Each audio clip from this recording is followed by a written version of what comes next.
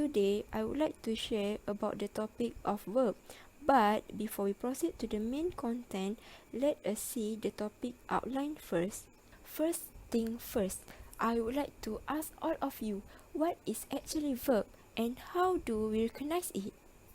Verb is actually a word used to describe an action, state or occurrence and forming the main part of the predicate of a sentence. In a simple meaning to make all of you understand better, verb talks about the action or the state of any noun or subject. To answer the second question, which is how do we recognize verb? Verb always come after a noun or pronoun. Let us see the example in the slide.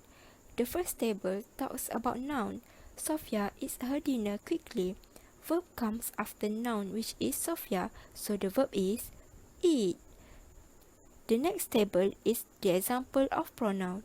He comes to school by bus.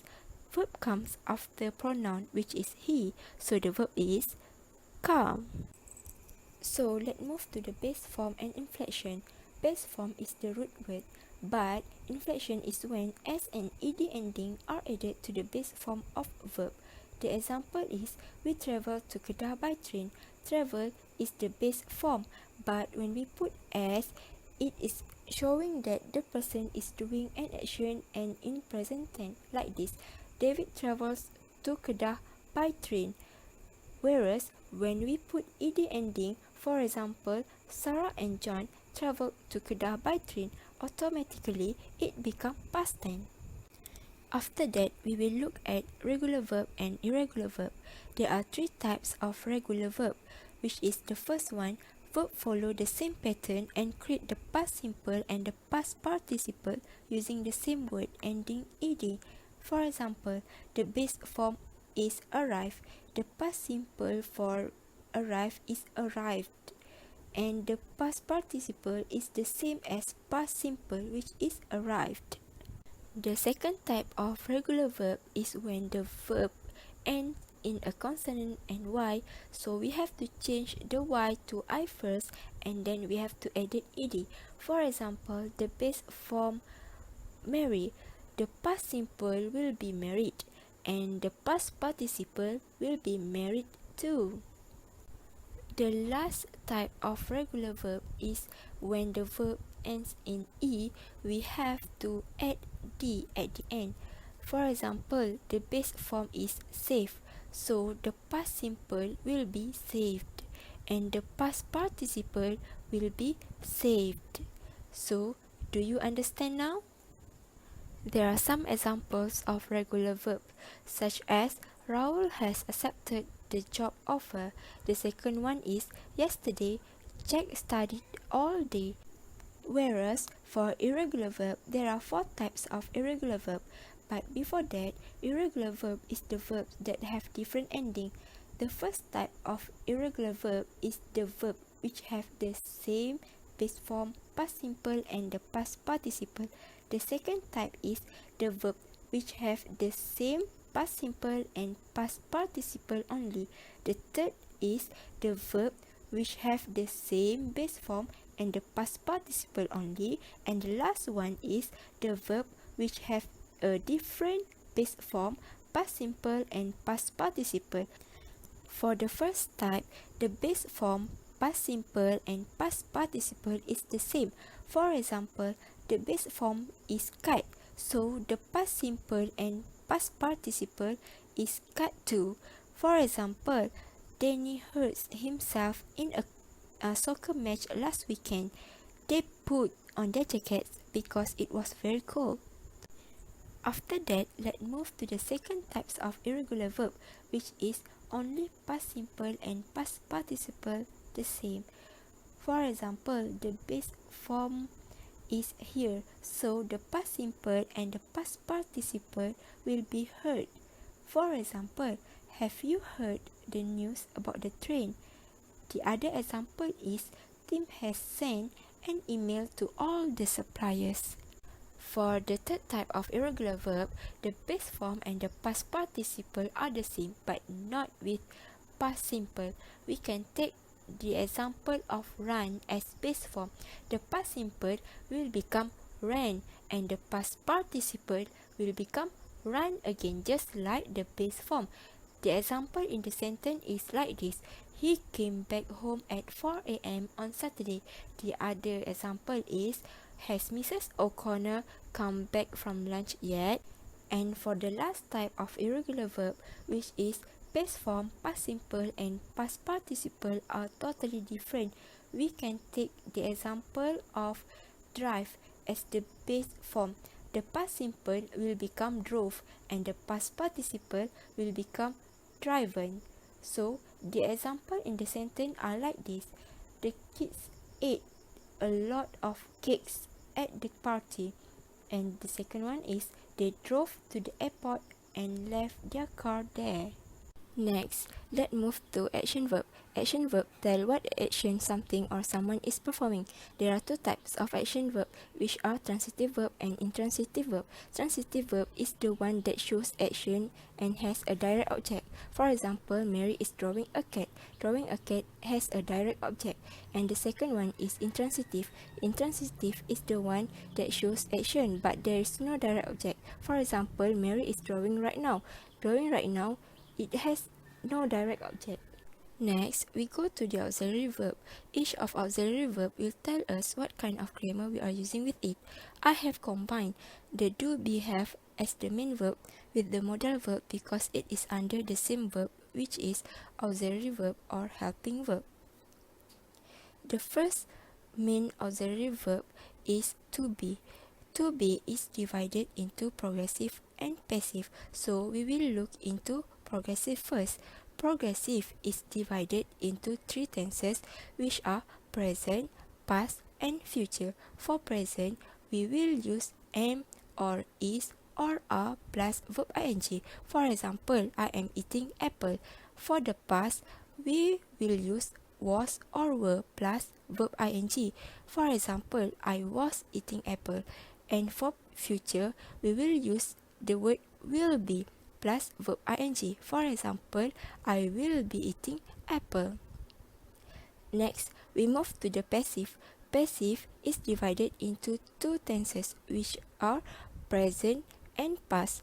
For present, we will use am or is or are plus past participle. For example, dinner is eaten. And for past, we will use was or were plus past participle. For example, dinner was eaten. Progressive will always have the verb to be either present, past or future and will always have ing in the word, whereas passive will always be verb to be plus past participle. The second main auxiliary verb is to do. We only use do in negative form, either in simple present or simple past or when we want to ask question. For present and past, the subject will be in front of the main auxiliary verb, but for question form, the main auxiliary verb will be in front of the subject. For example, in present, I don't like apple, and in past, he didn't go home. But in question form, it will become like this. Does he like apple? Did he go home? The third main auxiliary verb is have.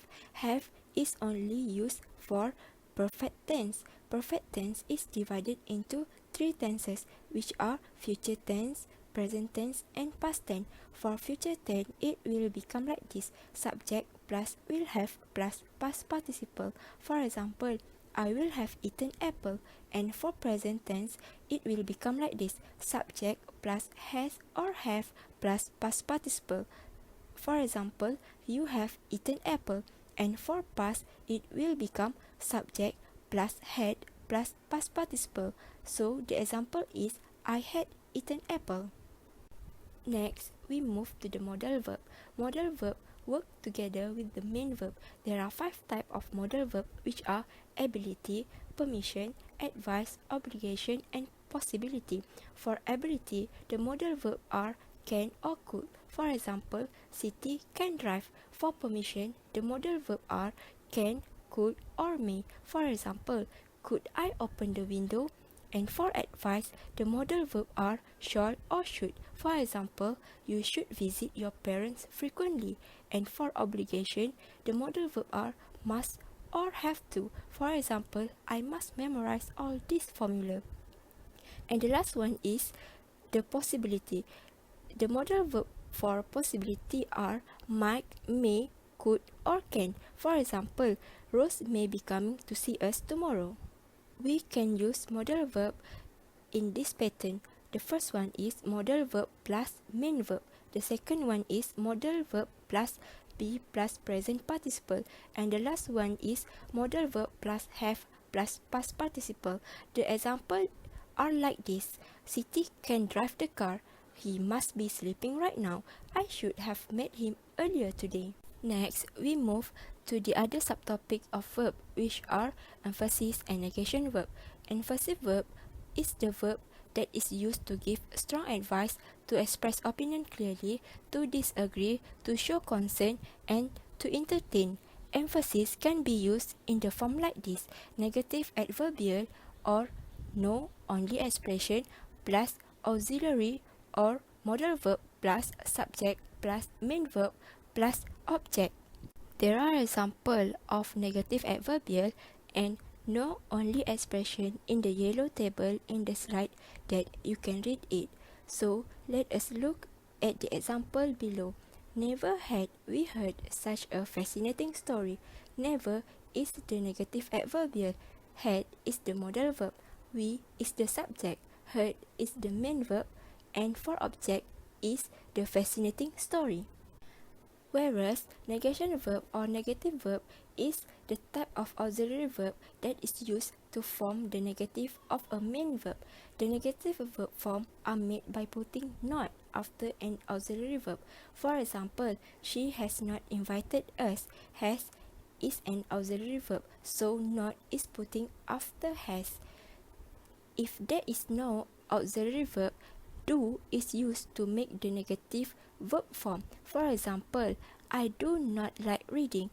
You have to make sure that do is followed by an infinitive without to. For example, I don't like reading, not I don't to like reading. Can you understand now? Do is not normally used if there is another auxiliary verb. For example, you should not go, not you don't should go, because in the second sentence it has two auxiliary verbs. The last subtopic of verb is the infinitive and gerund. Infinitive is the two form of the verb and often used when actions are unreal, abstract, or future. The verb followed by the infinitive include decide, want, promise, plan, and forget. For example, she decided to go with Elliot instead. I wanted to visit Rome. She promised to take me there. I planned to go to Korean restaurant. She didn't forget to phone. Infinitive can be in the form like this: verb plus not plus infinitive. For example, they decided not to make pizza. For gerund, it is the ing form of the verb and often used when actions are real, fixed, or completed. The verbs followed by ing include enjoy, mind, stop, and recommend. For example, I enjoy cooking. Would you mind helping me? It didn't stop raining all day yesterday. Daisy recommends trying Alfie's tiramisu. Gerund can be in the form like this: verb plus not plus ing. For example, imagine not having pizza. I eat it all the time. You have to know that sometimes the use of a gerund or an infinitive can change the meaning of the sentence, so you need to be careful. So that's all from me. Thank you everyone.